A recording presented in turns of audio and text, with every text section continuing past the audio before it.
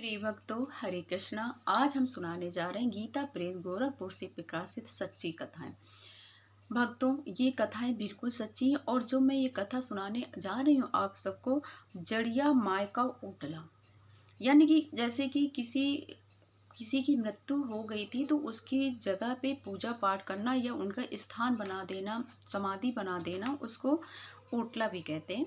तो वो ये कथा का शीर्षक है। लेकिन भक्तों, हम ये कहना चाहेंगे कि ये बिल्कुल सच्ची कथा है, सत्य घटना है, कोई काल्पनिक कथा नहीं। भगवान आज भी हैं। भगवान भक्ति के भूखे होते हैं, उन्हें सच्चा भाव प्रिय होता है। सच्ची श्रद्धा भक्ति से वे भक्त के बस में हो जाते हैं। यहाँ इसी भावबोध की एक सत्य घटना प्रस्तुत है, जिसे लिख के भेजा है हमारे श्री हरि बुआ जी ने, जो कि एक सच्ची कथा है। वो बता रहे हैं कि मेरे गांव में बहने वाली नदी के किनारे एक मिट्टी का ओटला बना हुआ था। नदी के किनारे समाधि स्थल कह सकते हैं या किसी की समाधि। गांव के लोग इसे जड़िया माय का ओटला कहते हैं। जब वास्तव में ये टीला जड़िया माई की बहू की याद में बनाया गया था, पर चूंकि साथ जडिया ने बनवाया था, सो इसका नाम जडिया माई का ओटला पड़ गया। अब वो बता रहे सन 1961 की बाढ़ में ओटला बह गया था और वहां एक गड्ढा बन गया। जब ये ओटला था तो गांव के लोग इसे गोबर से लीप पोत देते थे और धूप दीप जला करके दीपक जलाते थे, प्रसाद चढ़ाते थे। ये ना हिंदुओं का था ना मुसलमानों का। कहने का मतलब ये कि इसमें सब भाई लोग आते थे, मुसलमान भी आते थे और हिंदू लोग भी आते थे। ये बिल्कुल सत्य कथा है, आप लोग ध्यान से सुनिएगा। तो यहाँ पर हिंदू आते थे तो अपना दीपक जलाते थे और मुसलमान लोग आते थे वो बढ़िया सी गुग्गुल और लोबान की सुगंध जलाते थे, तो सुगंध आती थी। यहाँ पर सभी धर्मों के लोग आते हैं। अब इसके विषय में जो सत्य कथा है वो हम सुनाने जा रहे हैं। एक समय की बात है जब अपने देश में रेल यात्रा नहीं हुआ करती थी। लोग ज्यादातर तीर्थ यात्रा वगैरह पैदल ही जाते थे। तो उस समय तीर्थ यात्रा करने में महीनों लग जाते थे। उस गांव में एक बूढ़ी माँ ने अपने बेटे बहू से कहा कि बेटा, मैं तीर्थ यात्रा करना चाहता हूँ। तो बेटे बहू बहुत प्रसन्न हुए, उन्होंने कहा माँ जाइए। तो पहले जब लोग तीर्थ यात्रा करने जाते थे तो एक समूह, जैसे गांव के 15-20 लोग, 50 लोग, जैसे जिनको भी जाना होता था, तो एक ग्रुप या समूह बनाकर एक साथ जाते थे, क्योंकि वो पैदल यात्रा होती थी। तो गाँव के कई लोग जा रहे थे तो बहू बेटे ने उनकी तैयारी करवा दी। अब माँ तो बड़ी प्रसन्न कि मैं तीर्थ यात्रा करने जा रही हूँ। लेकिन माँ जो थी भगवान में, उन्होंने अपने घर में मंदिर में लड्डू गोपाल की मूर्ति को स्थापित कर रखा था। और वो जो सास थी, मतलब वो बहुत पूजा करती थी लड्डू गोपाल की। जैसे उन्हें नहलाना धुलाना, दीपक दिखाना और भोग लगाना।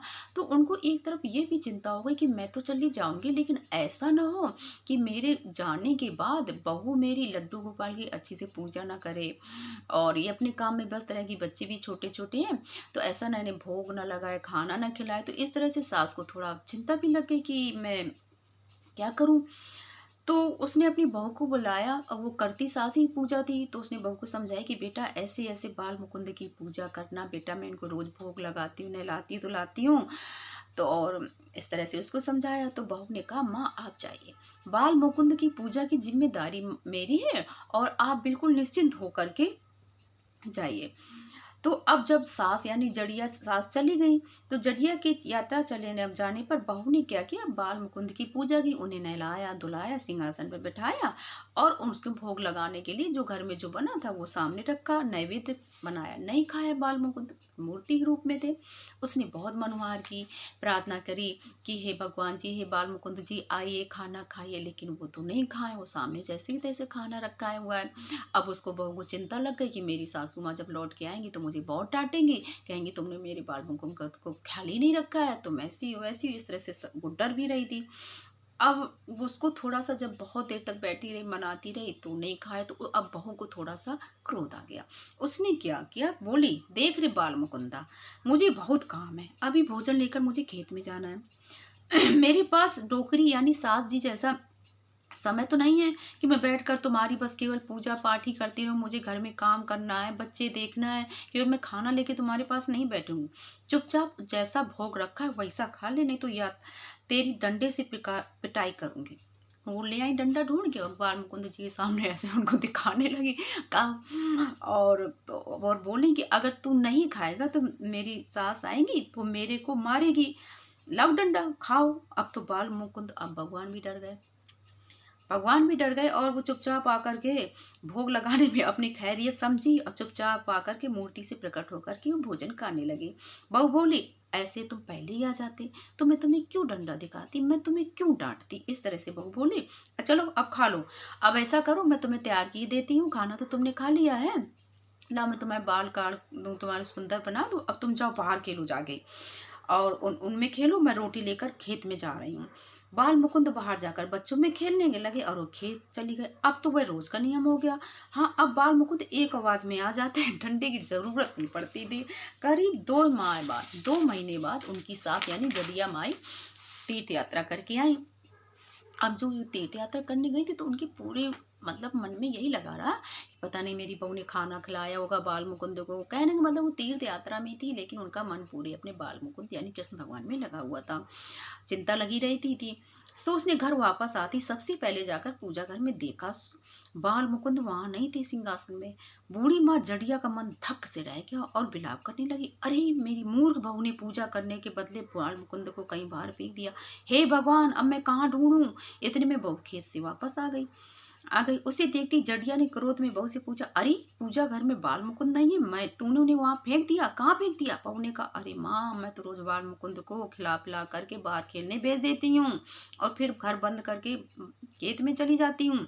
इस पर जड़िया ने सोचा सास ने कि ऐसा हो सकता है, भला कोई मूर्ति खाना खा सकती है। उनका तो मतलब था कि भोजन रखा हमने सामने, भगवान का भोग लगाया, आंख बंद कर ली और भगवान उस नैवेद्य को स्वीकार कर लिया, ये भाव था।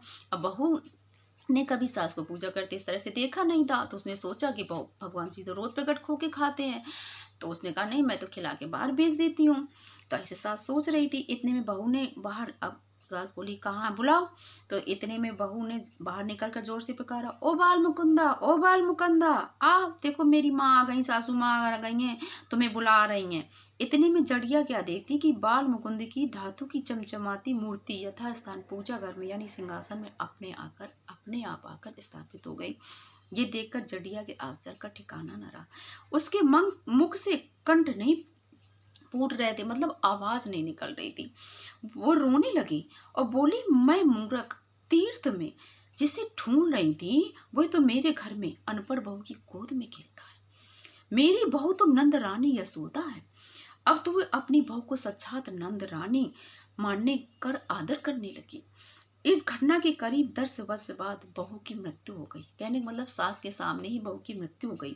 गांव की प्रथा के उसका अनुसार उसका अंतिम संस्कार किया गया। उसी स्थान पर जडिया ने यानी उसकी सास ने मिट्टी का ओटला बनाया और गोबर से लीप पोत कर जब तक जीवित रही उस ओटले पर दीपक जलाया करती थी सास उनकी। भक्तों, ये सच्ची कथा है। अगर मेरी कथा आपको पसंद आए और इसी तरह की सत्य कथाएं आपको सुनने को मिलती रहे भक्तों की, तो कृपया हमारे चैनल को सब्सक्राइब जरूर करें। हरे कृष्णा।